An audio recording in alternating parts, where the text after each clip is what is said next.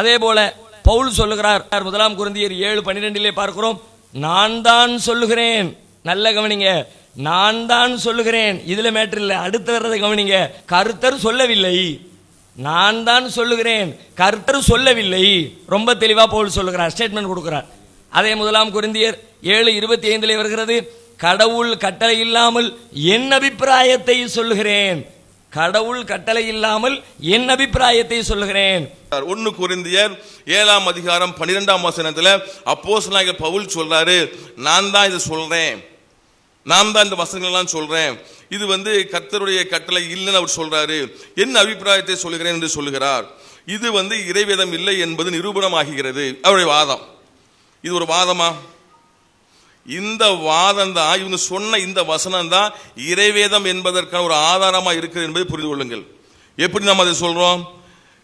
கர்த்தர் சொன்னதை கர்த்தர் சொன்னதாக, கர்த்தர் எனக்கு கட்டளையிட்டார் என்று கர்த்தர் கட்டளையிட்டதை கட்டளையாகவும், கர்த்தர் தனக்கு சொல்லாததை என்னுடைய அபிப்பிராயம் என்றும் ஆலோசனை என்றும் மிக தெளிவாக பிரித்து சொல்லுகிறதை நாம் பார்க்கிறோம். இன்னும் பார்ப்பீர்கள் என்று சொன்னால், இவர் சொன்னார், பவுல் அப்போஸ்தலன் பவுல் என்ன சொன்னாருன்னா, சொந்த சரக்கு தான் சொல்லியிருக்கிறாரு அப்படின்னு சில ஆதாரங்களை வச்சாங்க. அது ஒன்றும் இல்லை என்பதை மிக தெளிவாக, எது இறைவேதம், கர்த்தர் சொன்னால் கர்த்தர் சொன்னார் என்றும், கர்த்தர் சொல்லாததை கர்த்தருடைய நாமத்தை, அது கர்த்தருடைய ஆலோசனையாகவும் பைபிளில் மிக தெளிவாக எழுதப்பட்டிருக்கிறது. இதில் எந்த விதமான குழப்பமும் இல்லை. இன்னொரு விஷயம், அவங்க கத்தோலிக்க பைபிளை பற்றி பேசினாங்க, நாங்கள் கத்தோலிக்கரை பற்றி பேச வரல. யாரு வேணாலும் அதில் 100-50 பைபிள் ஒரு ஆளு சொந்தமாக கூட எழுதி இது பைபிள்னு சொல்லலாம். நாங்கள் அவர்கிட்ட பட்டயத்தை எடுத்துக்கிட்டு நீ எப்படி செய்யலான்னு சொல்லி உங்களை மாதிரி யுத்தத்துக்கெல்லாம் போக மாட்டோம். ஆனாலும் கத்தோலிக்கா பைபிளில் அப்படி இருக்குது இப்படி இருக்குன்னு சொன்னீங்கல்ல, நீங்கள் இது சேர்த்ததுன்னு எப்படி சொல்கிறீங்க? உங்ககிட்ட கத்தோலிக்கா பைபிள் இருக்குதுன்னு சொல்கிறீங்கல்ல, அந்த பைபிள் கொஞ்சம் கொடுங்க, சேர்த்ததா இல்லையான்னு அதில் அவங்க எழுதப்பட்டிருக்குது. நான் காட்டுறேன் பாரு, இது நாங்கள் தான் சேர்த்தோம் என்று யார் அதை அச்சிடுகிறாங்களோ அவங்களே சொல்லியிருக்குது. அடுத்தது, நம்முடைய வேத வசனத்துல ரொம்ப தெளிவாக எது மனிதனுடைய வார்த்தை, எது தேவனுடைய வார்த்தை என்பதை பகுத்தறியதற்கு தேவனே வழிவாசல்களை திறந்து வைத்திருக்கிறார். அதுக்கு எந்த ஒரு உதவி புஸ்தகங்களோ எதுவுமே தேவை கிடையாது. அது உள்ளேயே அதை பதிவு செய்தவர்களே தெளிவாக பதிவு செய்திருக்கிறாருங்க. அதுல என்ன சொன்னோம்? அவர் கர்த்தர் சொல்லவில்லை, நான் தான் சொல்லுகிறேன், நான் தான் சொல்றேன், கர்த்தர் சொல்லலைன்னு பவுல் சொன்னார். அருமையா பதில் சொல்லிட்டாங்க. 2வது அமர்வோடு இறைவனின் கிருபையினால் விவாதம் நிறைவு பெற்றது. என்னன்னு கேட்குறிய? நாம சொன்னோம், நான் சொல்லலை, கர்த்தர் சொல்லலை, நான் தான் சொல்றாரு அப்படின்னு பவுல் சொல்றாரு அப்படின்றதுக்கு அதுதான் வேதத்திற்கான ஆதாரம். என்னங்க ஆதாரம்? அது கர்த்தர் சொன்னதை கர்த்தர் சொன்னார் என்றும், கர்த்தர் சொல்லாததை கர்த்தர் சொல்லவில்லை என்றும் சொல்லுகிறாரு. அப்ப கர்த்தர் சொல்லாததையும் அவர் சொல்லுகிறார். சொல்லாததை சொல்லலைன்னே சொல்லட்டும், சொல்றதை சொன்னார்னே சொல்லட்டும், கர்த்தர் சொல்லாததை பவுல் சொல்லி இருக்கிறார். அதான் மேட்ரு. கர்த்தர் சொல்லாதையெல்லாம் சொல்லியிருக்காங்கன்றா அதுக்கு மேட்ரு. அதைத்தான் நீங்க பதில் சொல்லியிருக்கிறீங்க. உங்களுடைய வாதத்தின் வழியாகவே அதை ஒத்துக்கொண்டிருக்கிறீர்கள். இதுக்கு பிறகு அதுல பேசுறதுக்கு செய்தியே இல்லை. விபச்சாரி ஒருத்தி விபச்சாரின்னு சொல்றா, அதுக்கு வேண்டிய பத்தினின்னு பட்டம் கொடுக்கறதா? கரெக்டா சொல்லிட்டா, உண்மையை ஒத்துக்கிட்டா என்கிற நிலையில் தான் அதற்குரிய பதிலை நாம பார்க்க வேண்டியது இருக்கிறது. விசாரிச்சு அறிஞ்சு எழுதியிருக்கேன்னு தெள்ள தெளிவா நம்ம ஆதாரம் வைக்கிறோம். அப்படியா இருக்குது? அதுல அங்க பாருங்க, நான் திட்டம் முதல் ஆரம்பத்திலிருந்து விசாரிச்சு கேட்டு விசாரித்து அறிந்ததையே எழுதுகிறேன் வாசிக்காம விசாரிச்சு அறிஞ்சு அப்படியே சவுண்ட் கம்மியாகுது. அப்ப அதையும் பார்க்கிறோம். அப்ப கடவுள் சொல்லல, நான் தான் சொல்றேன்னு சொல்லிட்டு ஒருத்தர் எழுதியிருக்கிறார். எழுதியிருந்தா அது எப்படி இறைவேதமா இருக்க முடியும்?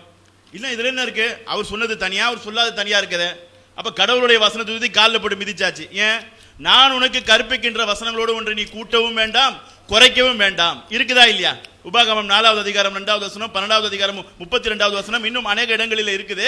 கூட்டக்கூடாது, குறைக்க கூடாது. இதுல பாத்தீங்கன்னாக்கா இயேசுடைய இன்னொரு கட்டளை என்ன தெரியுமா?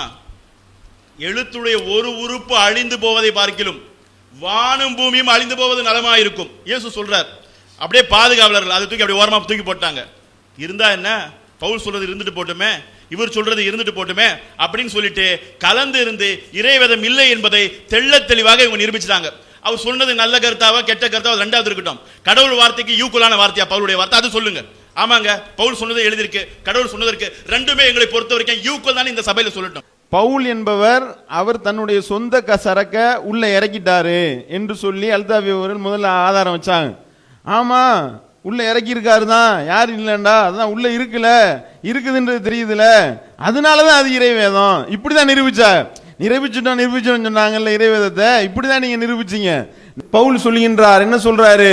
இது கர்த்தர் சொல்லுகிறது அல்ல, நான் சொல்லுகிறேன், என் சுய அபிப்பிராயத்தின் பிரகாரம் சொல்லுகிறேன், இந்த வேதத்துல எனக்கும் பங்கு இருக்க வேண்டும் என்பதால் சொல்கின்றேன். இப்படிலாம் சொல்லியிருக்காரு.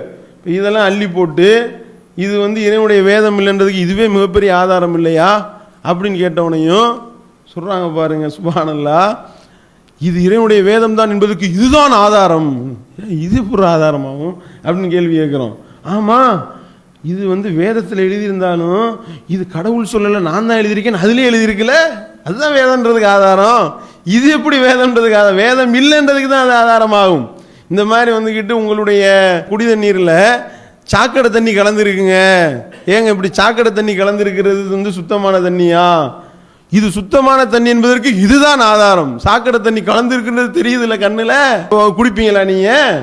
அப்பனா நீங்க என்ன செய்யுங்க, எது எதெல்லாம் இவரா சொல்லியிருக்காரோ அதை எல்லாத்தையும் நீக்கு, அப்படி நீக்கி தூக்கிட்டு புது பைபிள் வெளியிடுவீர்களா அப்படின்னு சொல்லி கேள்வி கேட்கிறோம்.